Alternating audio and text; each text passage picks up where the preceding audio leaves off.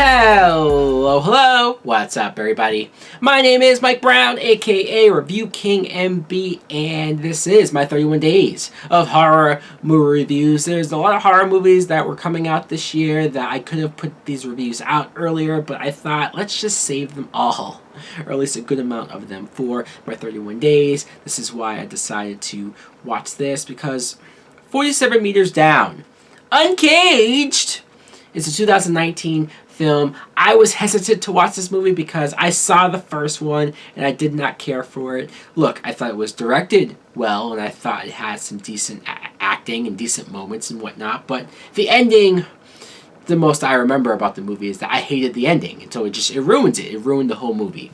So this one, it's like, okay, we have different actors, different characters, different director, different situation going on. You get, once again, two sisters, stepsisters this time, Mia and Sasha. They don't really get along, don't have a lot in common, but they decide to go on this sort of retreat together. They're going to go with two other girls underwater diving. They possibly somehow found this area in like a cave where they can explore and be some of the first to discover it. It's dumb! Right off the bat, it's like, this is an idiotic idea for you girls to do by yourselves, clearly not prepared, clearly not able to do this in any safe kind of way, but they do it anyways. And so of course, what do you know? Killer sharks are down there. So they try to survive for as long as they can. Now, what I thought of 47 Meters Down, Uncaged, is this movie wasn't great. Was not great. I didn't hate it. I wasn't sitting there steaming, stewing, and just wanting to rage out and just shit all over this. No, because I feel like I've seen so many worse horror movies this year, and this year alone. But the film, this is what the first movie had, and I can't believe I'm going to give credit to the first movie now. I guess I have to. The first movie had better directing, had better cinematography, had a much more memorable look to it, where this movie looked very low budget. And it's fine to be low budget, but when you're making a sequel and this was in theaters, you're watching it and you're thinking, man, like, I could have shot this movie myself and it probably would have been at least a little better, if not just as good. And that's sad. It's not what you're looking for when you want to see any type of a film in theater, horror or not. I don't care. I'm not going to say because it's horror it's not going to be held at a same standard, higher standard as every other movie should. No, this I thought was directed very lazy, very piss poor, just uninspired shots. That, I mean, you're talking about characters in the water, at sea. You could do so much more with this.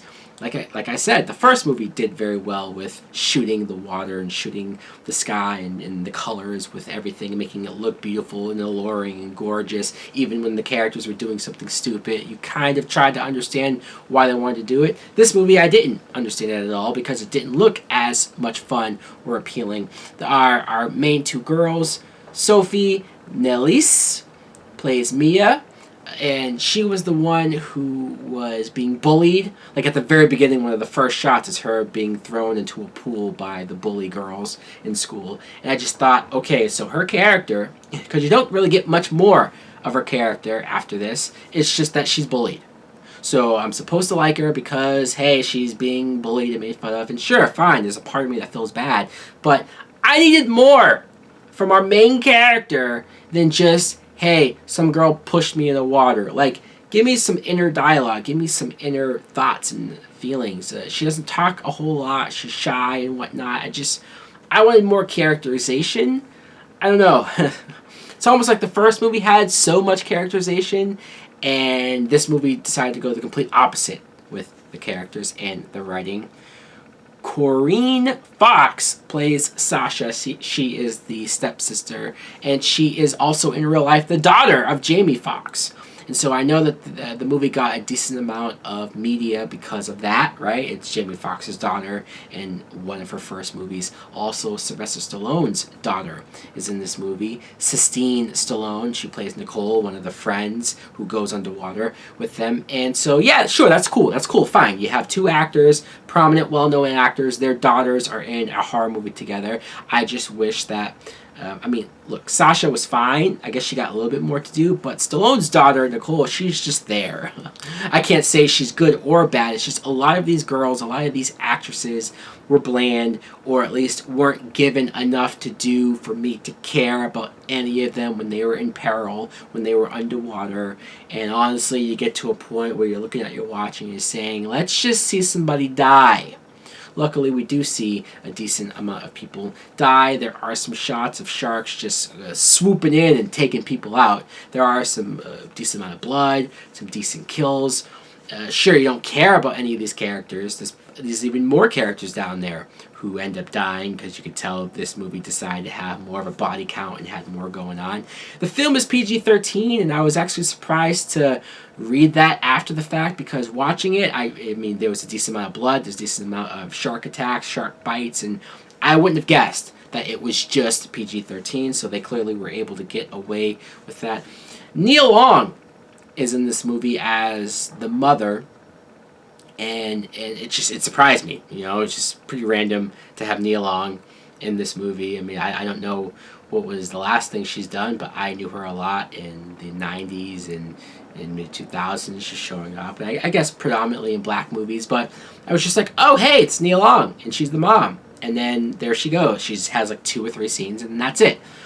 And the shark itself, yeah, there was some tension-filled moments, especially when the girls are trying to hide away from the shark underwater, or they're losing oxygen with their tanks. And yes, sure, fine, you have moments like that. And I will say this, as much as I was saying that the first 47 Meters Down movie does this better, does that better, and it does a lot of things better than this movie does. This movie has a pretty kick-ass ending, and that's really all I want to say about that.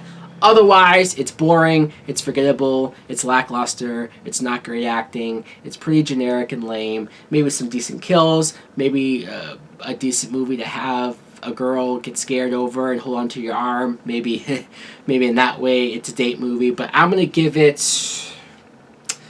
a Netflix and chill. Oh, yeah. And boy, I wanted to give it worse. I wanted to say it sucks, but I can't lie and bring myself to be more angry than I really am. So guys, let me know in the comments below if you too have seen 47 Meters Down, Uncaged.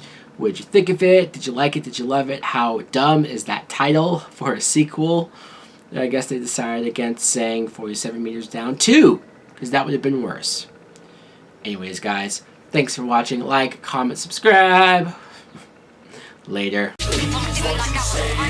Souls taken over by a devilish path. You got me walking on broken glass. Kicking down the door with a Jason mask, with a decked out machete, but you motherfuckers know it's heavy. Anytime you're ready, you can get you with a Bowie. Setting up to blow me, but the bitch don't know me. Who's going? I'm going. You know, I know that the man in the mirror is my next rival. Time goes and I never felt a minute so fast. Staring at the world from the end of a glass. Turned into a dark place, severed my brain. I done dropped out of class, but